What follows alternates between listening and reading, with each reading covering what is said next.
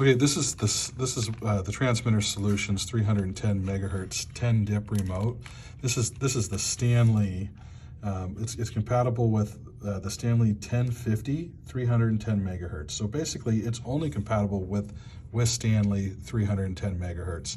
Some of the Stanley receivers that are in gates can be done at 300 megahertz or 310 megahertz. So you want to make sure that you've got the correct one. This is a 310 megahertz. Unfortunately, you can't use, it's not close enough. You can't use a 310 for a 300. This remote only works with a 310. Inside it, you will see that there are 10 dip switches. Dip switches are pretty easy. There's either an on or off. There's no middle position, just on or off. And you'll see also when it comes, it doesn't light up. It's because there's a little battery tab here that protects the life of the battery. So once you remove that, it then lights up, and then you can go ahead and put the dip switches into whatever position is required for your specific opener.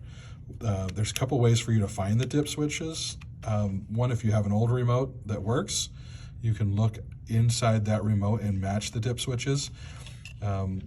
On these remotes, they have an on and off position. Some other remotes are really hard to tell what's on or off.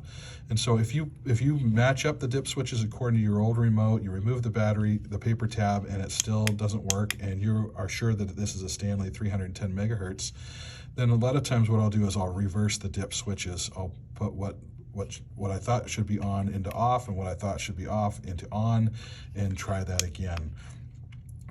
And a lot of times that will work. Just because on some of the older remotes, it's hard to tell, is it on, is it off? You can see which position that it goes opposite of the other ones, but it's just harder to look at. The other way to find your dip switches, if you don't have a current remote, is to find the receiver.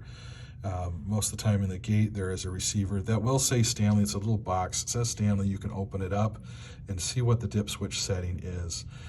If it's in a gated community where you don't have access to that, then you're really going to have to find someone with an existing remote if you don't have one, and try to match it up, or talk to your HOA and see what the dip switch setting is.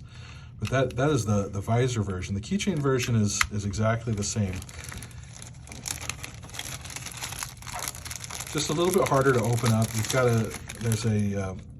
there's both a coin slot and a screw on these. You'll need to remove the screw in order to open it up, and you'll see that it doesn't light up.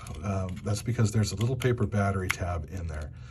So many times we get people who will just buy these things out of the bag. They'll open up out of the bag, they'll push the button and just be like, oh, it doesn't work, I need to return it, it's not.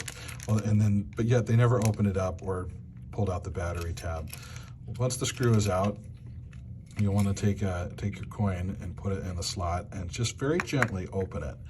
If you do it really rough or multiple times, it kind of tears up the plastic here. It's, which is all right, but it's just not a very good aesthetic. But this opens up, and just like the Visor remote, you've got the paper tab that needs to be pulled. And now you can see that it lights up, and here are your dip switches that you need to program. Now, when you close this back up, if you are, if you're satisfied with that, it's a very tight closure. You could leave it like this and probably be very happy without putting the screw back in.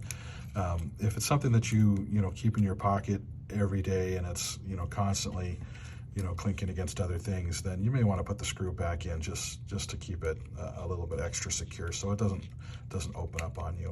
But that's also how you replace the batteries, is through that same way. But this is the Stanley. The Stanley only 10 dip, 310 megahertz, the 1050 compatible garage door remote.